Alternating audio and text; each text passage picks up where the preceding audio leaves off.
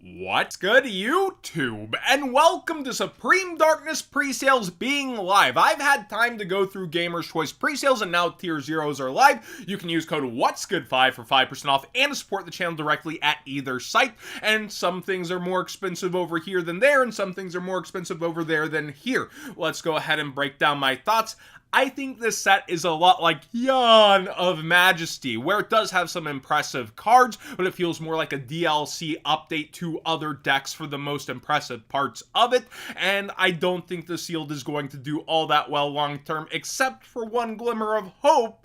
A hero emerges. Max rarity heroes, that phrase is undefeated to where I'm just not surprised when things get ridiculous with them later. Let's go ahead and talk about how this set has flipped though. Gamer's Choice started with the Primite Dragon, I believe, on top, and now it has switched to Ku. I think it's Ku, maybe Q, let me know in the comments section, but this generic Link 4 is pretty darn good. Then you do have the Mulch Army here. I think it's the worst out of the Mulch Army so far. Could be format dependent to some degree. Let me know if you think you're going to be throwing it in your decks, but I feel like it's a little bit overhyped here. And much like a Ghost Sister that underperforms in certain formats, I think it could be worth less by far than the others, and I'd personally avoid it for now. That's just my take. The Quarter Century Secret Rare, however, it's more interesting than the regular one during the pre-sale window. LZ makes a lot of sense, especially for Quarter Century Secret Rare. White Forest is only going to get more powerful over time, getting extra support. Paladins of Bond and Unity, only 2 left here. I think this is a bit overhyped, considering Ultimate Dragon of Pride and Soul's recent buyout was thanks to an entire archetype accommodating it having some kind of play, and it might still not be optimal within there. But think about that. It got bought out because, oh, it works with the deck. This card just doesn't have a power ceiling, in my opinion, that is impactful. It reads, while you control the Synchro Summon card, your opponent cannot target it with card effects. Also, it can't be destroyed by your opponent's card effects.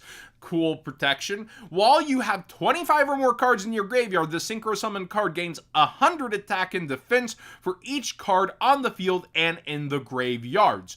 Once per turn, when a spell card is activated and your opponent has 25 or more cards in their graveyard, so completely dependent on them, quick effect, you can negate the activation if you do destroy the card. Oh boy, negation on a Quarter Century Secret Lock card. It could be the next big thing like a Blue Eyes, and they can make Dark Magician support. This doesn't say Dark Magician on it anywhere. You need generic Spellcaster support. You would need to be able to fill your opponent's graveyard without fearing them using it as a resource. I just think 100 in the pre-sale window, when we've seen almost all the others fall down to 60, 55, have better windows to be bought, even with how great it looks. I would personally not be going for that, but let me know if you are. Then we see also, there it is, Max Rarity Hero 699 Nice sold out, as well as Evil Hero Dead in Prison sold out. So not too shocking, people are going for those high rarity versions, and here is Toxic Bubble sold out. Then we get to the actual price, and the top card in the set is $50. Very reminiscent of early Chaos Low Impact, Yawn of Majesty, and then remember Luber was started at 30, went to 100, got its reprint super fast. That was kind of funny. But the top card being 50 is kind of wild. And then you also have the Q here, and it is 45. Now, this actually flips over at Tier 0. I've had a chance to go through there too, and I believe that they actually stack it to where they have the Q Secret Rare here towards 50, just under, and then they flip it to where the Mulch Army ends up on page 2 here at 4608. So they actually are thinking it'll go the other way as well in the core set, not just at the Quarter Century Secret Rare level, which honestly makes sense to me. A generic piece that works in a lot of different decks, that's both of them to some degree, but I do feel like the Mulos, it's just not as powerful as the others. I could be messed up and wrong on that. It's just my player brain with that one. Elzat makes sense to be up here as well. I actually haven't checked that price over here, and it's a little bit more expensive, $43.59. But do remember Tier 0 ships internationally as well as has Euro print. Then we see through here the Crystal Clear Wing Over Synchro has sold out in Quarter Century Secret Rare. The Goblin Bikers, I remember several buyouts, only 6 left when Goblin Bikers originally debuted. A lot of hype into that set. Then $25 for the Primite Dragon. I think that so many people have invested into the engine, they're going to want to rush at this, but still, even a set thirsty for value has 2 things hanging over this. I feel like it could be a $15 to $18 card while new, and then when the Blue Eye Structure deck gets here, it could experience a bit of a boom. But let me know how you feel about this card being in the Ultra slot. Is the set so thirsty for value that Gamer's Choice is right on the mark? Personally, during pre-sales, I like the max rarity heroes the most. I've seen too many crazy things over times with those, and I do think about Q is probably the top card of the set. But the good news is if you want anything else from the set, it's cheap. Don't necessarily go in on pre-sale because things can get cheaper. This set easily could fall out. I personally think that this set will not be too expensive for the boxes. Quarter Century Secret Rares will probably hold a lot of the value, and then while you do have a little bit of generic goodness, I just don't think it's going to perform at a level that is expected from the last couple of sets. And I think that this set will end up personally sealed being offered for cheaper for a bit.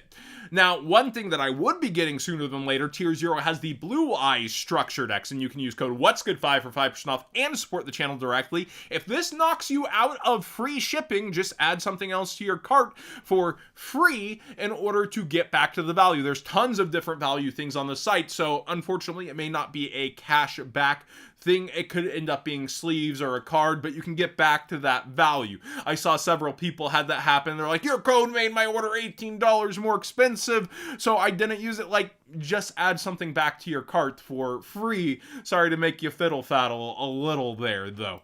Speed Duel Battle City is super interesting to me. It is still sticking at $30 a box because it is kind of region locked. Like, the EU didn't get it, UK didn't get it. So, these cards are in Prismatic Secret Rare, which doesn't often get reprinted. And I also do think there's still going to be Stampede looming over some of these cards, but some interesting ones are like the Doom Caliber that has super low listings, Azura Priest Tribe Infecting for past formats. It's options and a rarity and a box that is just pretty exclusive. And I think this is Joker Knight's first reprint, although I think it also comes common in here. Spirit Reaper just got a Quarter Century Secret Rare. A lot of really good, unique, mid-max options in a format that's gonna go bye-bye. We're gonna lose it, as Chaz would say bye-bye. That was just on my mind. But seriously, I think Swords of Revealing Light looks pretty cool. There's a lot of things going for the set, Necro Valley, that are just so cheap right now for this box that is maintaining a good amount of demand, and Max C is slurping up that other value right now. Sky Striker Ace Ray has multiple sales above 300, and you can see the threes kind of over here. TCG players glitching on stuff like this, as well as Ultimate Pride and Soul. You can look it up on mobile, and it still shows the sales clearly, but they have this weird gap that is causing things on desktop. But I looked it up, and it's a good amount of sales, over 300, and you can see the threes peeking out here. So be aware, this is starting to flirt with being a $400 card, and I think has 3 or 4 sales at $350 freaking dollars. But yeah, just be aware of this glitch right now. It pushes the quantity over to not having a way to scroll over and see the actual sold prices on some cards on TCG Player. On desktop right now, you're not crazy. They didn't change the site. You gotta look it up on mobile. Then we also have so many different cards for this archetype going crazy. Orcust has the ultimate rare Dingirsu going, as well as the quarter century secret rare going, as well as the Galatea ulti. We have the quarter century secret harp horror. We have Girsu going as well. Quarter century secret Galatea is going back up. Look at this. It started at 5. It boosted to 20. It came back down. Now it's back up.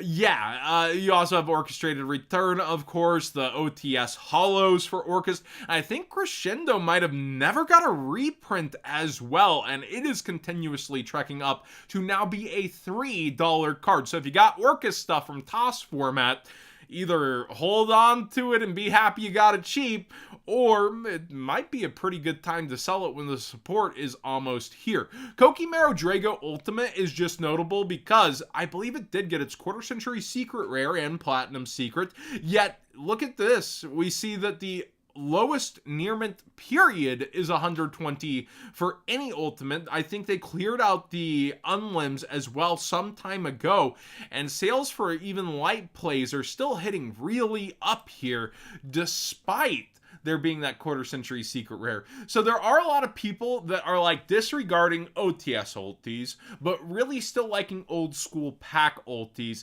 And it's really started to catch my eye how that's been a thing. How the OTS ultis are starting to become a little toxic unless they're super namestay like Infinite Impermanence. And maybe you've noticed it too, but OTS is definitely not performing as well as it used to. Fiendsmith tracked, the secret rare's gone up, and now we're back to triple digits on the quarter century secret rare, so be aware that it still seems like people are super interested in this engine going into the format, of course. And then I've talked about all the live twin evil twins, but I haven't really focused on the old school ultra rare of evil twins Kisikil and Li La, the big brick, and it's up in price to the point that the collector rare is only a few more dollars. This is $18 lowest from like low rated sellers, poor feedback, etc. And you can get the collector rare top rated seller 25 here, 25, etc. So that is very interesting that it's slowly risen a little bit, but the ultra rare just getting an access version is crazy. But I guess people are really scared of Stampede and quarter century secret rares. And I just had Dawn of Majesty pulled up, I think, to compare the two sets and how it actually aged to be an okay box despite Stardust Dragon's reprint as a quarter century secret, and how much the set did actually have like surprises. You had the Bead Troopers, which got second at the YCS even without Scout Buggy, and then you did have does a Looper not make the front page? That's hilarious.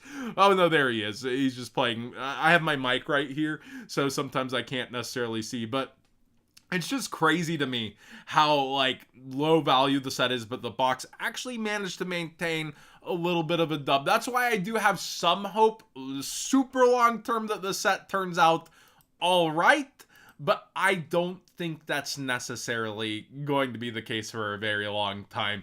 Max Rarity Heroes surprise me sometimes. So let me know if I'm too harsh on this set and what you're looking forward to from it. Are you going to get anything during the pre-sale window, or did you? Or are you going to hold off and go ahead and wait and see how it turns out? Again, Max Rarity Heroes, if I was, going for that kind of thing, I might splash down during pre-sales for estimated value pulled, because how much of this is actually going to get opened versus a typical core set versus sit there and rot on shelves?